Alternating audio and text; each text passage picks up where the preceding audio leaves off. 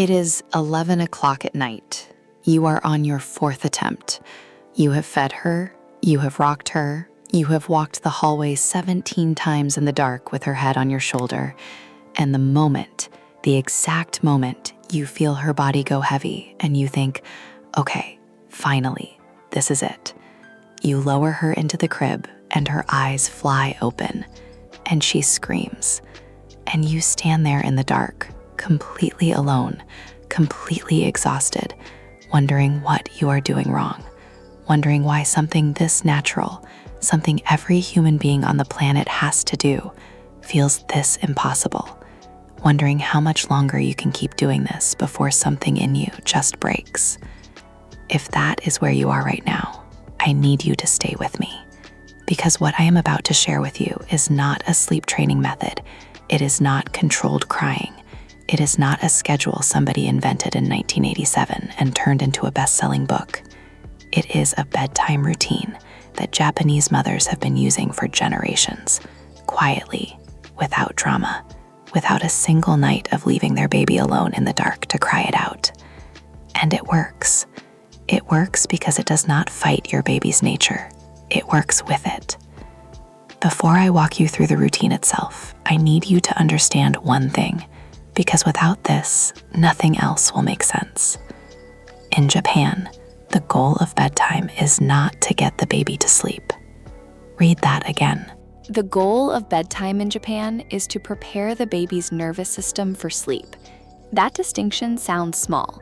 It is not small. It is everything. When American parents approach bedtime, we approach it as a task to complete, a problem to solve. We need the baby asleep so we can have our evening back, so we can eat, so we can breathe, so we can exist for 5 minutes without someone needing something from us. And that urgency, that desperate, exhausted need for it to just be over, transfers directly to the baby. Babies cannot understand your words, but they are the most sensitive emotional receivers on the planet.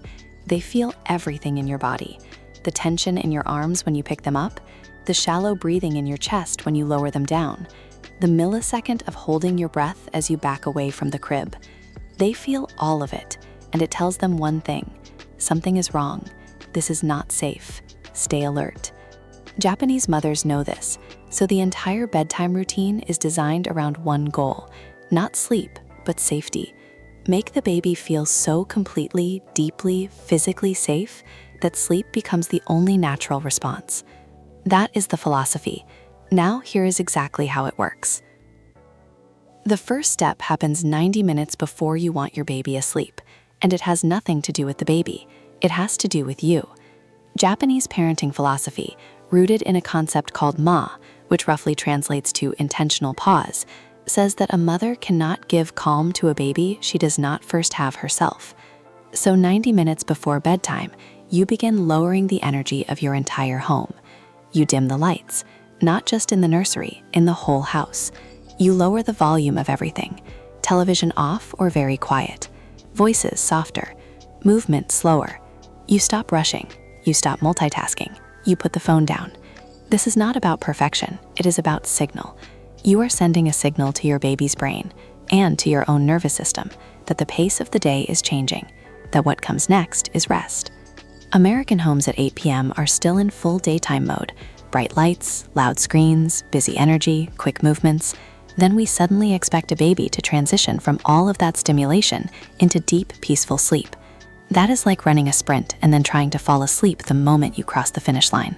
The Japanese transition starts early, and it starts with the environment, not the baby. Step 2 begins 60 minutes before sleep. This is the bath. In Japan, the evening bath is not functional. It is not about getting the baby clean. It is a ritual of physical and emotional reset, and the water temperature, the timing, and the way it is done are all specific. The bath water is warm, not hot, around 100 to 102 degrees Fahrenheit. Research from pediatric sleep science now confirms what Japanese mothers understood instinctively. A warm bath raises the body's core temperature slightly, and when the baby comes out of the water, that temperature drops. That drop is one of the most powerful natural sleep triggers the human body has. It signals the brain directly: it is time to sleep. But here is what makes the Japanese bath different from just putting the baby in warm water. During the bath, the mother is not rushing. She is not checking her phone on the edge of the tub. She is fully, completely present. She speaks to the baby in a low, slow voice. She makes eye contact. She moves slowly and deliberately. She is not trying to get the bath done. She is in the bath with her baby. That presence, that full, undistracted attention, regulates the baby's nervous system through something developmental psychologists call co-regulation. When a calm, safe adult is fully present with a baby, the baby's brain literally copies that calm. It is not metaphorical, it is neurological. Step 3 is what Japanese mothers call the Oshiego, the settling wrap. After the bath, the baby is dried and dressed slowly. Not efficiently, slowly. Every touch deliberate. The room is dim. If there is sound, it is the same sound every single night. A soft, consistent hum, or very quiet music, or complete silence if that is what the family uses. The point is consistency. The brain learns that this specific sequence of sensory signals means one thing and one thing only. Sleep is coming. The baby is then held, not bounced, not rocked aggressively, but held in what the Japanese call the still hold. The mother sits down, holds the baby against her chest, and becomes completely still. Her breathing slows deliberately. Deep in, slow out. She is not waiting for the baby to sleep. She is simply breathing, being still, being present. And here is what happens. Within minutes, the baby's breathing begins to mirror hers. This is not magic. This is a phenomenon called respiratory entrainment. When two bodies are in close physical contact, the slower, more regulated breathing pattern pulls the faster one toward it. The baby's heart rate slows. The cortisol in their system drops. Their body, flooded with the signal of safety from the warm bath, the dim room, the familiar scent of the mother, the slow heartbeat against their cheek. Their body does the only thing it is designed to do in conditions of complete safety. It sleeps. Step 4, and this is the step most Western parents skip, and it is the reason their babies wake up 40 minutes later screaming, is the transfer. When the baby feels deeply, completely asleep in your arms, your instinct is to move immediately, to get them into the crib before they wake up, to do it fast. Japanese mothers do the opposite. They wait. They sit with the sleeping baby for another 5 to 10 minutes, still, breathing slowly, letting the sleep cycle deepen. Because there is a window, a light sleep window, in the first 15 to 20 minutes after a baby falls asleep, where any change in temperature, movement, or sensation will wake them immediately. Every parent has experienced this. You wait for what feels like forever. You finally make the move to the crib, and the second their back hits the mattress, the eyes open. That is not a difficult baby. That is a baby who is not yet in deep sleep. Japanese mothers wait for deep sleep, and when they transfer with the same deliberate slowness as every other step in this routine. They lower the baby from chest height all the way to the mattress in one slow, continuous movement. One hand under the head, one hand under the back. They do not release until the baby is fully down. Then they breathe. They stay for 30 seconds. They do not rush out of the room. This routine does not work in one night. I want to be honest with you about that, because I am not here to sell you a miracle. The Japanese bedtime routine works through repetition, through the brain learning, night after night, that this specific sequence of signals means safety, and safety means sleep.